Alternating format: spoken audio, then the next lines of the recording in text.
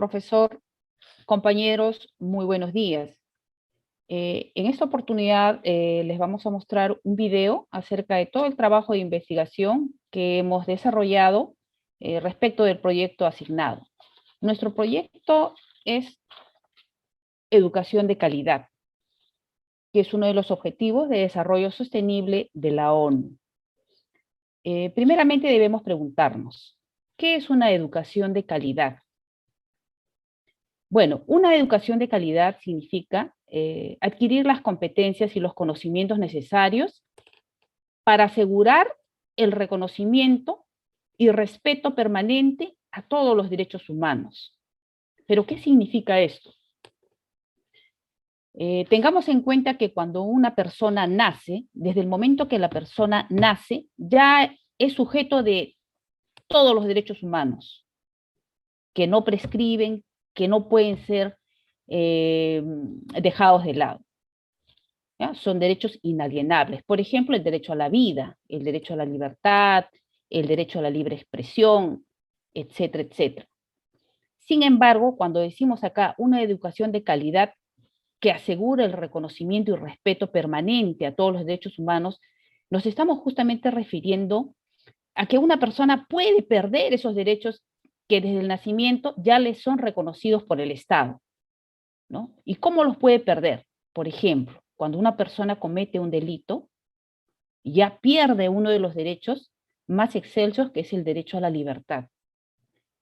Y entonces tiene que ver, cuando la persona no tiene una educación de calidad, es muy probable, es altamente probable que cometa errores que después puede hacer que esos derechos los vaya perdiendo. Por eso es importante, por eso es un tema muy sensible y que nosotros hemos abordado y que ahora estamos investigando.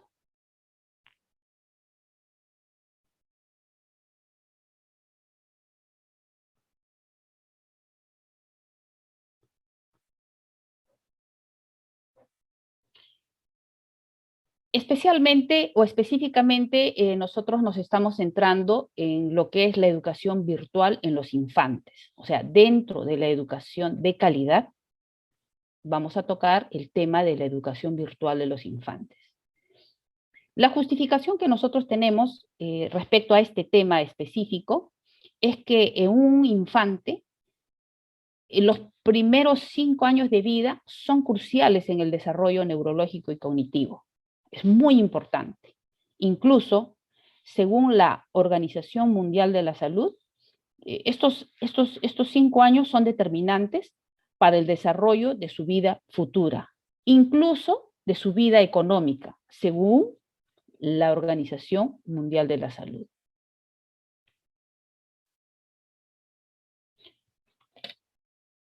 Algunos datos que son interesantes. Por ejemplo, acá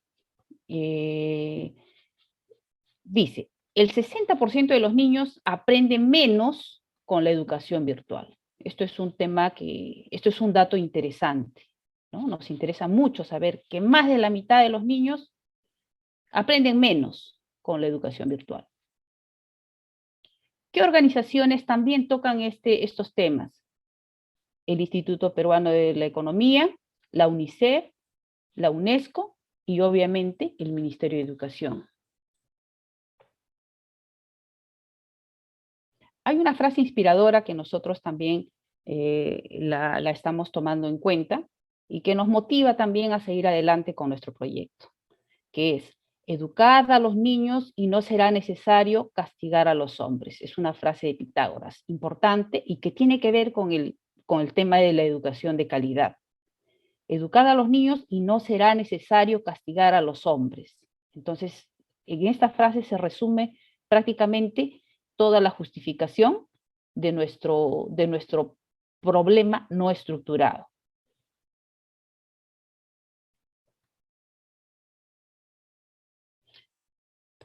Ahora, ¿quiénes son los actores que intervienen en este problema no estructurado, que es la educación virtual de los infantes?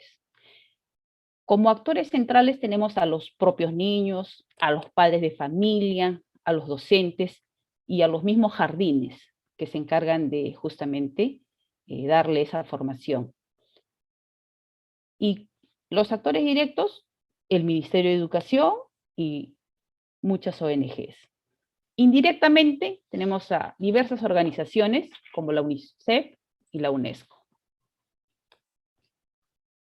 Ahora, dentro de nuestro mapa de empatía, nosotros nos hemos puesto en el lugar de los infantes y nos hemos preguntado, ¿qué piensa y siente un infante? ¿Qué ve? ¿Qué dice y hace? ¿Qué oye? Cuando nos hemos puesto en su lugar, hemos hecho ese ejercicio de razonar, pensar, reflexionar, emocionarnos. ¿Qué piensa y siente un niño? Bueno, pues un niño a esa edad fantasea, especialmente con ser un personaje. También un niño se frustra cuando no socializa, busca sobresalir y ser independiente. ¿Qué oye? Obviamente, la motivación que le puedan dar sus familiares, lo bueno y lo malo, porque los niños son muy permeables, son como esponjas que lo absorben todo, lo bueno y lo malo. ¿Qué oye? Obviamente, influencia mucho de las redes sociales, eh, escucha órdenes, qué actitudes, qué ve. Los niños ven todo aquello que pueda llamar la atención, por ejemplo, las actitudes que puede influir en ellos. ¿Qué dice y qué hace? Obviamente los niños expresan sus sentimientos y emociones más que un adulto.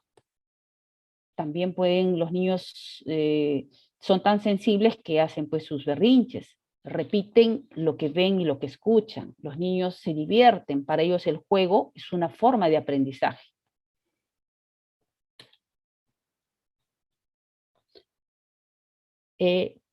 Para esto hemos construido nosotros un arquetipo de usuario, ¿no? Y para ello hemos tomado como arquetipo a los estudiantes del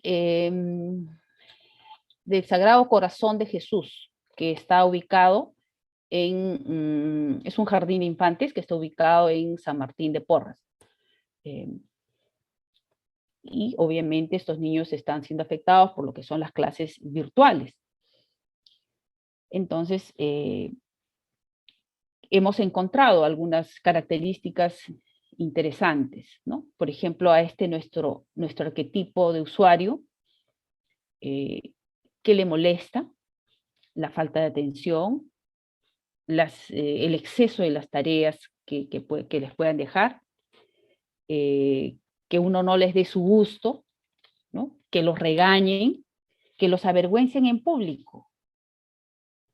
Obviamente también cuando ellos están demasiado tiempo detrás de la computadora, muchas horas de clase, porque es una metodología nueva y que obviamente no hay una metodología tan desarrollada. Y el hecho también de que no puede haber una comunicación directa, muchas veces no entienden exactamente lo que el profesor pueda estar inculcándoles. Entonces, todo esto obviamente les va a molestar. ¿Y cuáles son las distracciones de nuestro arquetipo de usuario?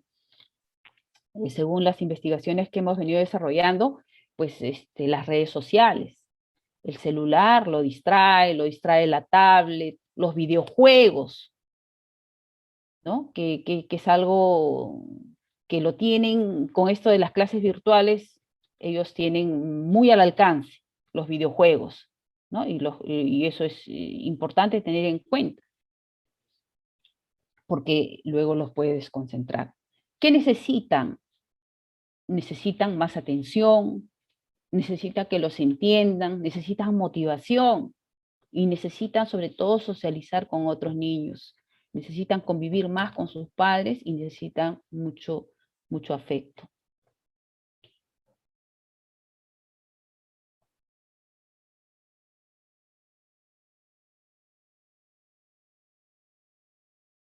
Ahora, como parte de nuestra investigación, obviamente hemos desarrollado unas encuestas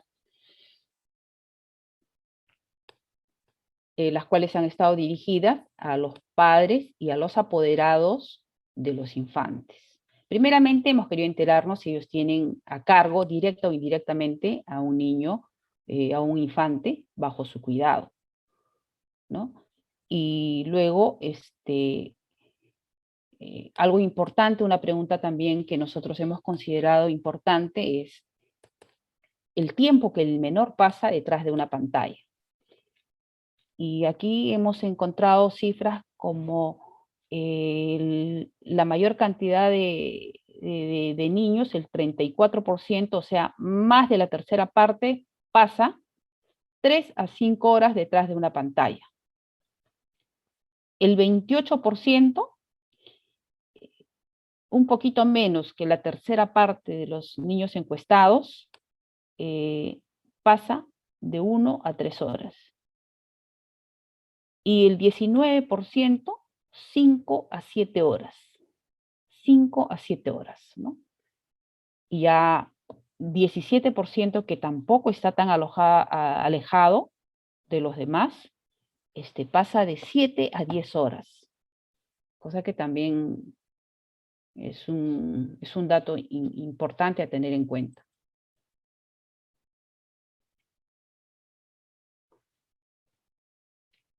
Aquí tenemos, bueno, el acceso a un dispositivo para aprender en línea de una encuesta, casi el 100% no ha tenido problemas, tiene un dispositivo para poder hacer sus clases virtuales. Entre ellos, la laptop es la herramienta tecnológica que tiene la tercera parte, seguido del 25% por una computadora. Y bueno, el celular, que no es un aparato como para que un niño pueda recibir sus clases, es igual la tercera parte, ¿no? Ahora, otra pregunta importante a tener en cuenta es cuál es la percepción respecto al rendimiento académico del menor durante la pandemia. Acá tenemos que un poquito más de la mitad de los encuestados dice que el rendimiento durante la pandemia fue regular, es decir, ni poco ni mucho, regular. El 27% estableció como que hubo un cambio un poco ligero, ¿no? Durante la pandemia. Y hubo un cambio bastante notorio durante la pandemia, el 22%.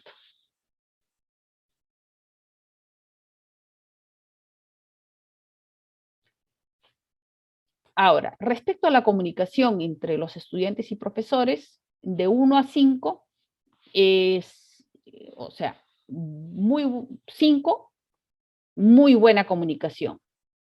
1, poca comunicación, nada de comunicación, mínimo.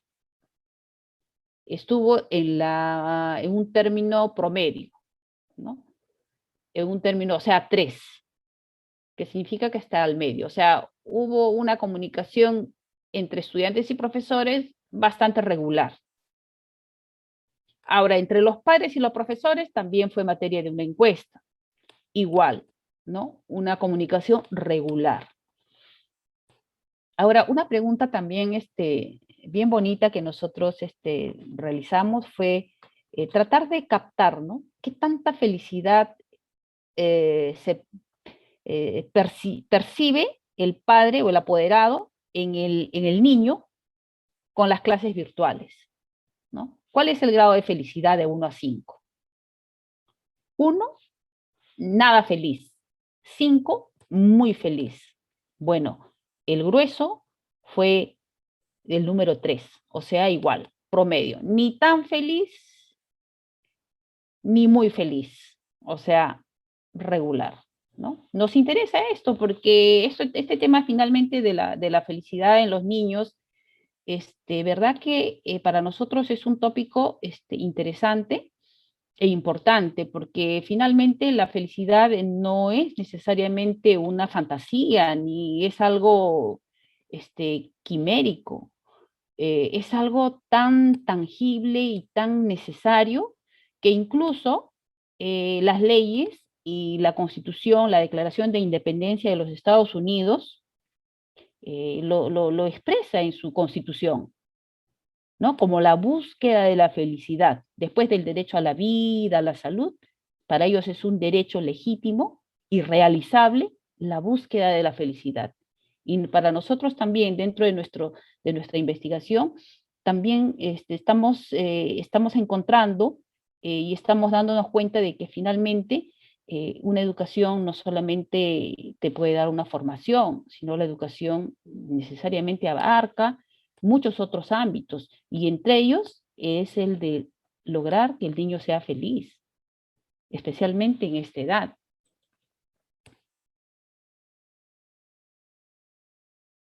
Ahora, respecto a la capacitación de los padres para poder apoyar en las clases virtuales de los hijos, hicimos la pregunta, ¿qué capacidad intelectual tiene para apoyar a los hijos en el aprendizaje en casa? Igual, la mayoría de los papás respondieron que regular, que fue más de la mitad, ¿no? Regular. Bastante capacidad, la tercera parte, un poquito más de la tercera parte. Se consideran muy idóneos, muy capaces. Y un 14% poca capacidad. Ahora, a la pregunta si consideraba que las plataformas virtuales usadas para la educación del menor han sido eficientes. Esto también es preocupante, porque nos dice ligeramente eficiente, el 73%. O sea, un dato a tener en cuenta. 73% ligeramente eficiente, o sea, muy poco eficiente. Muy poco eficiente. Solamente el 15% consideraron muy eficiente y en absoluto nada eficiente el 11.1%. O sea, entre el ligeramente eficiente y el que no es eficiente, o sea, por debajo del promedio de eficiencia, tenemos a más de un 80%, lo cual también es un dato muy interesante y muy importante a tener en cuenta.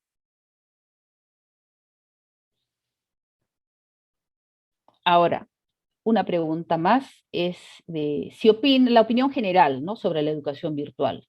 Pobre, por debajo del promedio, promedio, bien, excelente.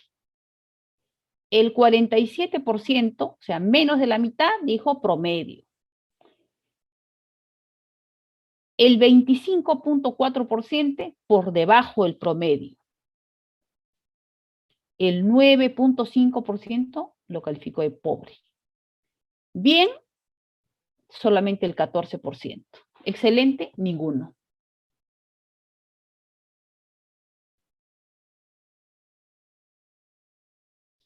Ahora, respecto al impacto, a la percepción del impacto más negativo que ha afectado a los niños con esta educación virtual. Bueno, pues acá tenemos que el 30%, un poquito más del 30%, considera la falta de socialización. Ese es el problema, digamos, más negativo, el impacto más negativo que han tenido los niños, la falta de socialización. Luego viene el rendimiento académico, el 20%, el 22% la poca motivación y el 22% la poca concentración. O sea, ello querría decir que la falta de socialización es considerada como el efecto más negativo, pero, y esto es bastante, muy interesante y tenemos que tomarlo en cuenta, porque un niño que no socializa en una edad tan temprana, donde para ellos el juego es una forma de aprendizaje y donde ahí ellos pueden socializar, pueden eh, fantasear, imaginar y hacer habilidades sociales, bueno, pues es razonable, ¿no? Entender que este puede ser el impacto más negativo. Ahora, respecto al impacto más positivo, esto también, ojo, hay que tener en cuenta. ¿Cuál sería el impacto más positivo de la educación virtual? Se le preguntó a los papás. Y ellos dijeron, más del, prácticamente por unos puntitos llegamos al 40%. 39.7, para ser más exactos, dijo, que lo más positivo de esta educación virtual experimentada es el ahorro de gastos, bueno, porque se ahorran la movilidad, se ahorran la lonchera, se ahorran muchas cosas, ¿no? Entonces ellos vieron desde ese punto de vista, digamos, más económico. El 27% dijeron que lo mejor que les ha pasado con esta pandemia es pasar más tiempo en familia. Pero, ojo, la parte económica ha superado esto.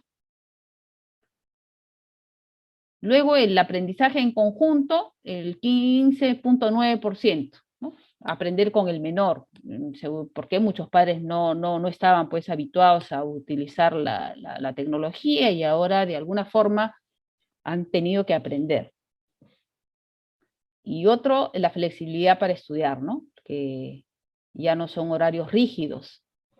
Eso también fue considerado como un aspecto positivo. Ahora la última pregunta fue que si los papás querían el retorno a las clases presenciales o continuar con las clases virtuales. Y el 76.2% dijeron inmediatamente, vamos, que regresen las clases presenciales. Bueno, es coherente pues con nuestra, con nuestra encuesta, ¿no? Donde ellos en algunas,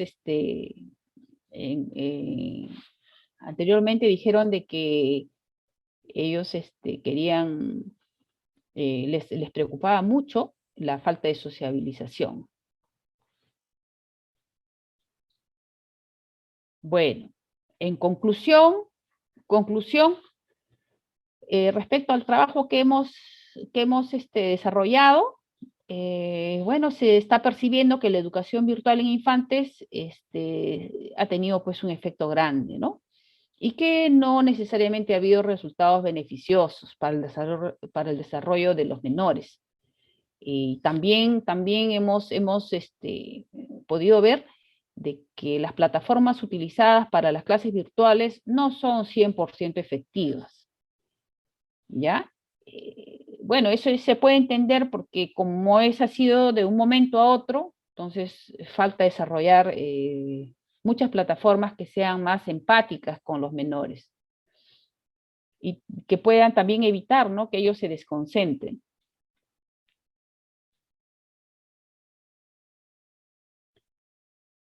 Bueno, en el tema de la entrevista hemos podido conversar, hemos podido entrevistar, mejor dicho, a la profesora con 30 años de experiencia, Janet Mantilla Lazo, que es docente de una institución educativa de César Vallejo de San Martín de Porres.